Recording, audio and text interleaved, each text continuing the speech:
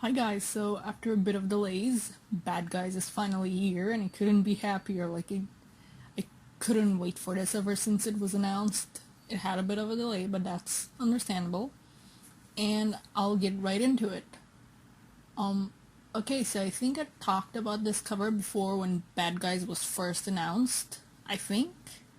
I definitely like talked about it. I had a video, but I'm gonna avoid repeating myself possibly, and I'll just say that I love it. I love the composition of it, and the other bad guys we're expecting in it being in the warp topaz, or well, the space for it. Maybe indicating that Starline's got them all in the palm of his hand, which would be unsurprising. He's pretty conniving.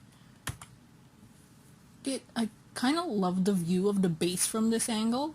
It kind of reminds me of the stages in Sonic Battle, like with the angle and the buildings, and I don't know, I could just kind of see it rotating around with characters duking it out on the roofs of the buildings and everything. I also love the fact that Eggman has plastered his face all over it, including on some turrets there, I think. Anyway, Starline is here to cause some mischief. He underestimates Eggman for once and messes up though, so not doing too good on the mischief front here.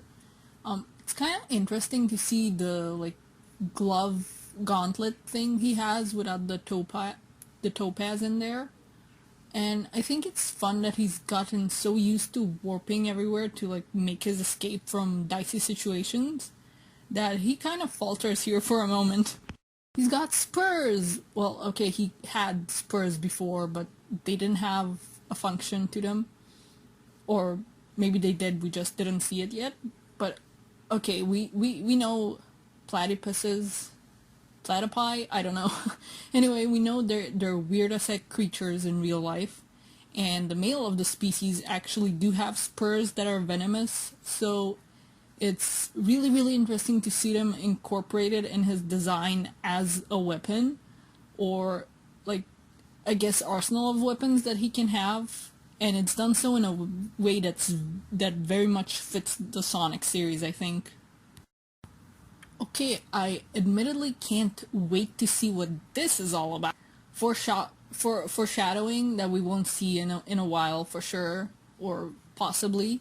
But knowing he's an Eggman fanboy, maybe there are some robots, or maybe it's worse and there's some experiments because he wasn't beyond doing shock therapy, so who knows. I don't have much to say about this one. I just like to point out the world's saddest beverage because I don't know if that's tea or coffee. And whoops, there we go. The origins of this whole plan of his. I think I mentioned before that they probably all team up due to being enemies of both Sonic and Eggman. Rough and Tumble weren't really depicted as enemies of Eggman before, but I can't imagine they're too happy about having been the first infected with the Zombot virus. They were patients zero and had no idea, so they probably aren't very fond of the Doctor right now. Starline can hypnotize? Okay, just before I read this issue, I saw some fan art of the Warden, but from a point of view where we can see we can see what he's holding, and it was a photo of Starline, and I think it was just captioned as the resume, but I had zero context and thought that the Warden was an original character, and I was very confused, but I get it now. I love Starline being just a smug jerk. Goodness, how frightful. I would never think of fighting Sonic the Hedgehog. Nor have I ever. I've never done that. How frightening. He's a trash boy. And speaking of trash boys, there's Mimic. And I guess he's been here all along. I theorized that maybe he escaped during the Zombot crisis, but I guess this prison managed to remain relatively safe from that. I thought he was in Tails' lab all along. I don't know why I thought that. I mean, we didn't see him there, so Okay, so Starline's cover gets blown, but he isn't very bothered. Like he can just put the warden to sleep with his like new or maybe unrevealed until now hypnosis, geez, ability. Well, it's not really his ability, I don't think. The glove glows every time he does this, so maybe it's technology based. It's not very platypus based, unlike the spurs, but it's very interesting to see the things that Starline like has had to come up with to aid him in battle now that he can no longer rely on the warp topaz. I wonder if it's like new stuff that he had to make or if he had it before he had the topaz, but just didn't rely on it anymore once he had it. Mimic doesn't do teams anymore. I mean, that's fair. He literally killed his last one on purpose. I'm gonna guess Starline is bluffing here, since he did say he'll get rid of everyone once he gets what he wants. And he already bluffed about wanting Revenge on Eggman to try to win him over, so... I love these two so much. They literally just want things like just weapons to cause mayhem with, and Tumble just wants a tail like usual. I also love how deadpan Starline is about it, like, he's almost offended that he had to pretend to care at first. Look at this dramatic bum. Look at his posing. I freaking hate and love him at the same time. I also love how manipulative he's being. Like, he knows exactly how to win everyone over, and he doesn't even falter. Like, he came up with this plan, and now he's here, and now he's just bluffing at everybody. I feel like they're both plotting against each other, and I love this so much. And once again, Zavok actually feels like a character here. He's thinking things through, he knows Starline is plotting something. He doesn't care for these people, and he just wants his revenge on Eggman and to get back to his pack. And I think this is the first time the Deadly Six have been referred to as a pack from one of their own, which is... It's nice, I like it. It makes them feel like an actual team and not just a bunch of people smushed together and they're like, oh, we're the Deadly Six, whatever, we don't care. The Warden woke up, which proves that really all aspects of Starline's hypnosis last a really short time. Like, the Warden snapped out of the hypnosis fairly fast earlier with the resume, but still thought he had seen one, and he slept for a really short while. Now the prison is on high alert, and the door only opens by his voice command. Obviously they're gonna use Mimic for this. But also Starline's spurs are also venomous, just like a real platypus, with mild neurotoxins. Nice. Okay, I'm really loving Mimic's expressiveness this issue, but also Rough and Tumble are back to doing the rhyming thing, and I love them. I mean, they did it when they thought they were dying. I don't know why I'm surprised that they're gonna do it during a prison break.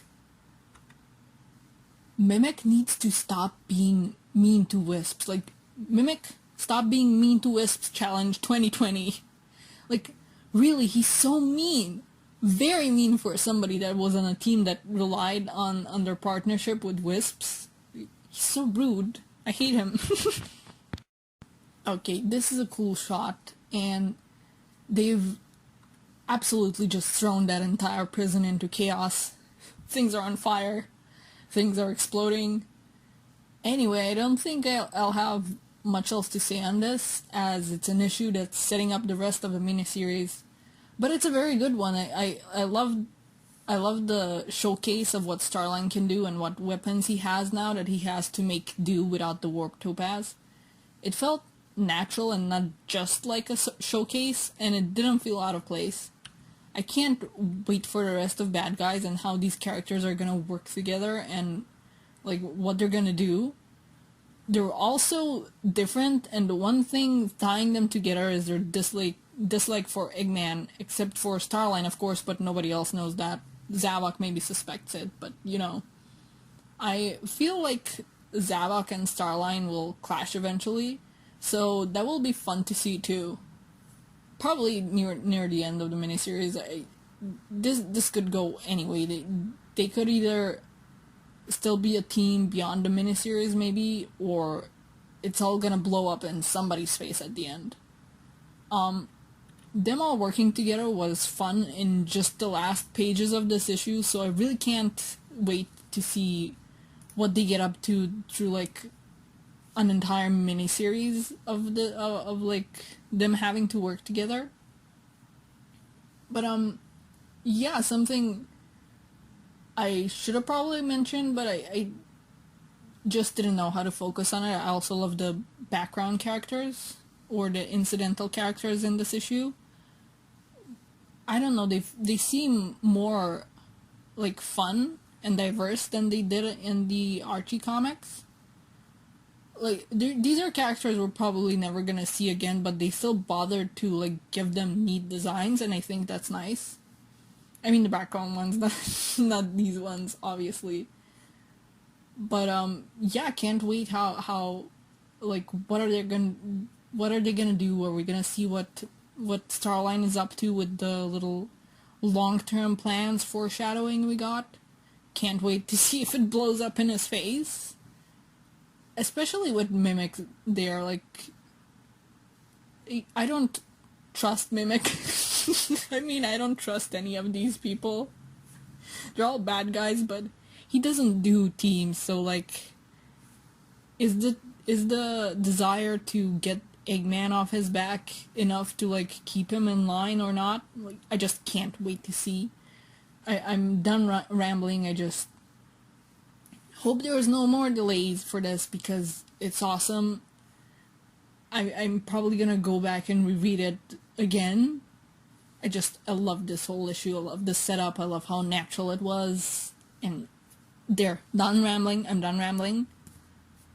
So yeah, that's it. See you when I see ya. Bye bye.